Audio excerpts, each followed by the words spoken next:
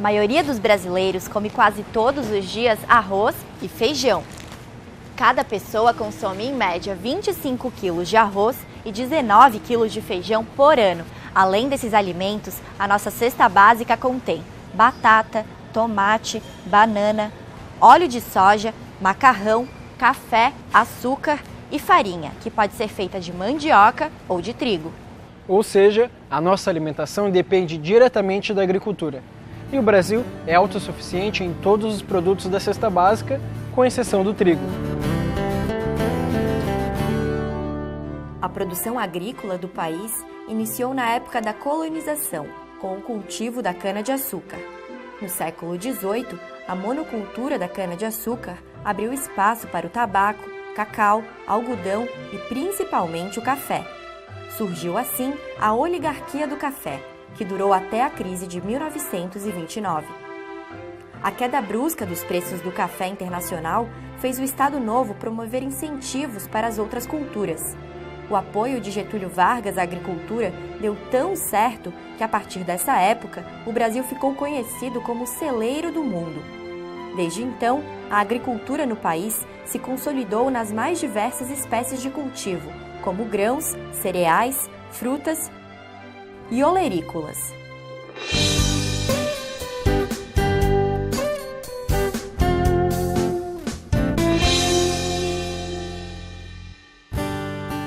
A agricultura é o conjunto de técnicas usadas no preparo do solo e cultivo de plantas. As práticas variam desde adubação, irrigação, podas, até a rotação de culturas. Nós temos solo, temos água e temos luz. E o quarto fator, que é o mais importante, que é gente. Então, no Brasil, nós temos a condição natural para produzir alimentos e temos pessoas que estão querendo melhorar isso e que vamos poder, com essas pessoas, através da tecnologia, do aprimoramento das técnicas, nós vamos conseguir elevar esses patamares de produtividade do Brasil para um nível muito maior ainda. O mundo precisa disso. Além da qualidade do solo e do clima, as técnicas usadas na agricultura fazem o Brasil ter uma produção invejável. O país lidera o cultivo mundial de cana-de-açúcar, café e feijão. O campeão disparado no cultivo de cana-de-açúcar é o estado de São Paulo, seguido por Minas Gerais e Paraná. O Brasil é responsável por mais da metade de todo o açúcar comercializado no mundo. Outro derivado da cana-de-açúcar, com forte presença no mercado internacional, é o etanol. A produção de biocombustível está estimada em mais de 50 bilhões de litros. Além de maior produtor, o Brasil é também o segundo maior consumidor de café do mundo. Os estados de Minas Gerais, Espírito Santo e São Paulo são responsáveis pela maior parte da produção. Como o consumo interno de feijão é muito grande, apenas uma pequena parte da produção é exportada. Os principais produtores de feijão são os estados do Paraná, Minas Gerais e Bahia. Outras culturas como soja, milho, laranja, algodão, uva, trigo, cacau e arroz também são destaques do cultivo nacional. A produção e a exportação agrícola dependem da qualidade da planta. Portanto, é importante que o agricultor saiba preparar e manejar o solo e as plantações corretamente.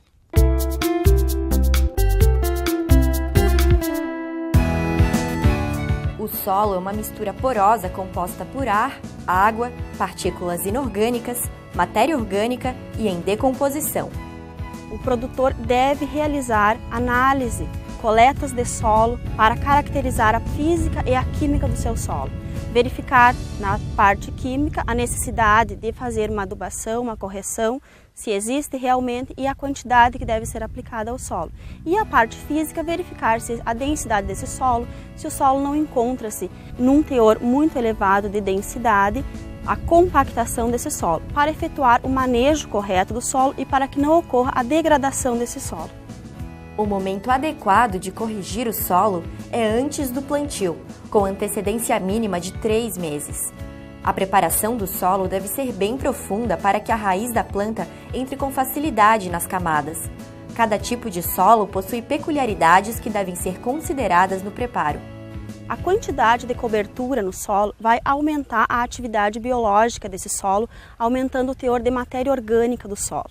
Com isso, os micro-organismos irão interagir em maior quantidade no solo. Então, quanto maior for a cobertura oferecida ao solo, maior vai ser esse processo de disponibilidade de nutrientes para as culturas.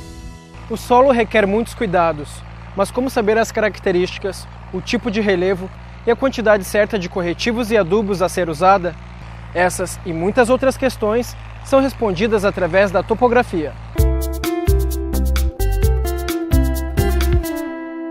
A topografia mapeia o solo com o desenho das medidas de localização, orientação e variações de relevo. Topografia é a descrição minuciosa do lugar.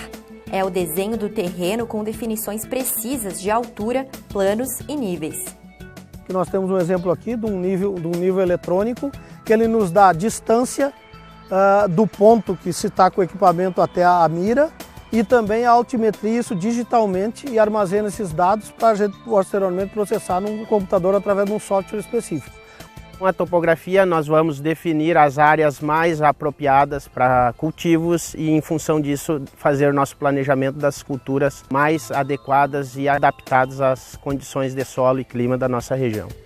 Para planejar o empreendimento agrícola, é importante conhecer as descrições da propriedade.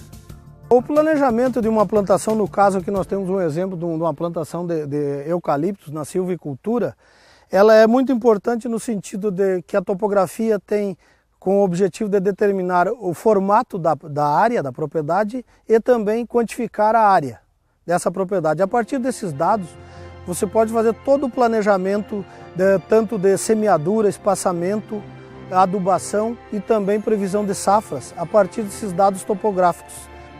O mapa com a descrição das propriedades do solo permite implantar o projeto agrícola com noções reais da área. O levantamento topográfico facilita o plano de irrigação e economiza adubo na plantação. A partir de dados levantados com GPS, gera-se mapas temáticos que vão nos informar com precisão, dentro de um talhão, áreas menores que precisam de um diferente tratamento com fertilizantes. Isso vai nos gerar economicidade e também uma qualidade maior e um manejo mais adequado das culturas. Ao estudar uma área, é medida a distância horizontal entre os pontos. Na topografia, o estudo também é feito através da extensão vertical e inclinada do solo. Essa prática permite marcar as curvas em nível com o objetivo de evitar a erosão e a degradação do terreno. O estudo topográfico é realizado com equipamentos como os níveis, teodolitos, estações totais e GPS. Estas máquinas são necessárias para qualquer projeto que exija a caracterização do terreno. Atualmente, o equipamento mais utilizado para levantamentos topográficos é o GPS de precisão ou GPS geodésico. São equipamentos que, com o advindo agora da lei do georreferenciamento de imóveis rurais, ele então torna possível o levantamento do perímetro de um imóvel referenciado a um sistema de coordenadas. Então hoje, com o advento do GPS, tecnologia laser scanner e os níveis eletrônicos, pode-se obter dados muito confiáveis e rápidos, precisos, que nos levam a processamento digital dessas informações que vão nos fornecer dados importantes do planejamento agropecuário.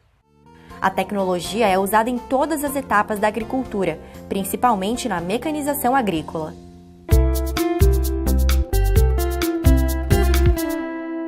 A mecanização agrícola é o uso racional de equipamentos que facilitam o cultivo de plantas.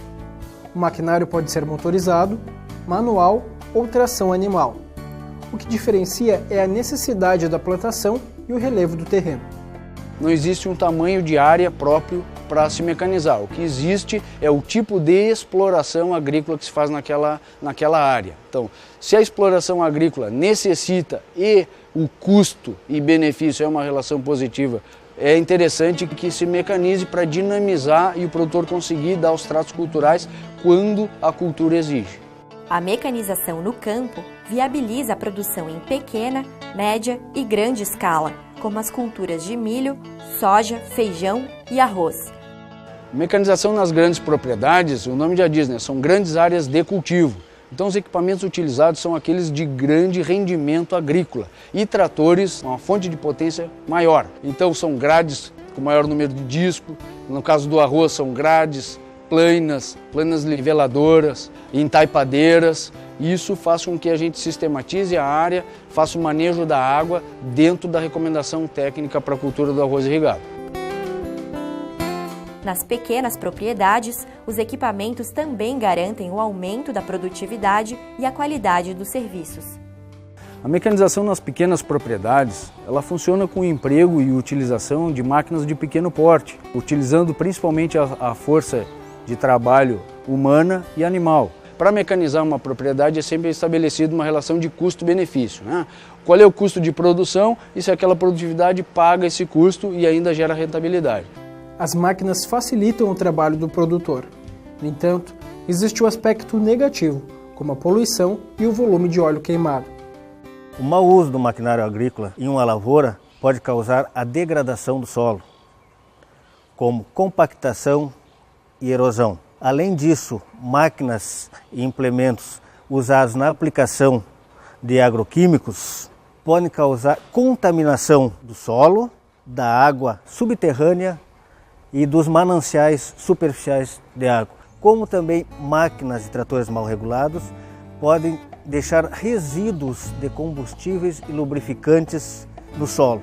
O agricultor consegue melhorar o sistema de cultivo ao fiscalizar o maquinário para prevenir a poluição. Para minimizar os riscos de um uso inadequado de uma máquina agrícola, nós precisamos de profissionais bem qualificados, de técnicos e operadores treinados para que essas máquinas sejam bem escolhidas, reguladas e calibradas. É importante prevenir a poluição e manter a qualidade do cultivo nas produções brasileiras, principalmente com as frutas, que são mais sensíveis e precisam de um cuidado especial.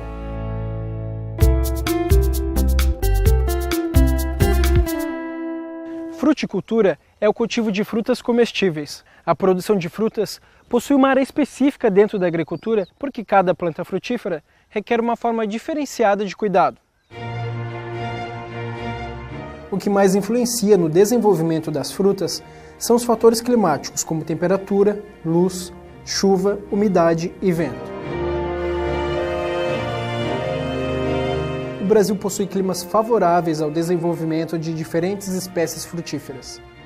A região norte é clima tropical, a região meridional é um clima subtropical e o nosso clima do sul é um clima essencialmente temperado. Então existem muitas variações climáticas. E para que a fruticultura seja executada com o retorno realmente esperado, tem que ser feita uma classificação de acordo com o zoneamento agroclimático de cada espécie ou cada cultura. As plantações que mais se destacam no país são laranja, banana, abacaxi, melancia, coco, mamão, uva, maçã, manga e maracujá. A planta frutífera ela tem que ter seu clima ideal. Como às vezes está em clima inadequado, essa planta não vai se desenvolver adequadamente naquilo que a gente espera de produção de ramos frutíferos, gemas bem desenvolvidas. Então vai haver muita alteração no seu desenvolvimento. E com isso também vai haver uma produção, às vezes alternada. Anos vai produzir bem e anos vai produzir mal, porque quando não acontecer o clima ideal para aquela planta. Maçã, uva, laranja e pêssego são exemplos de espécies que modificam o rendimento quando plantadas em regiões impróprias. Aí vai haver problemas de floração, vai haver problema de desenvolvimento da cultura, da planta. A planta não vai crescer adequadamente, não vai formar seu ramo frutífero, o ramo vegetativo adequado para a produção. Então vai existir problemas relacionados com o clima realmente. Então uma planta às vezes está fora do seu clima ideal, ela fica suscetível a doenças. Porque existe uma umidade a mais, as variações climáticas, existe falta de luz, existe muitos ventos agressivos ao pomar ou à planta, a umidade do ar, a umidade do solo.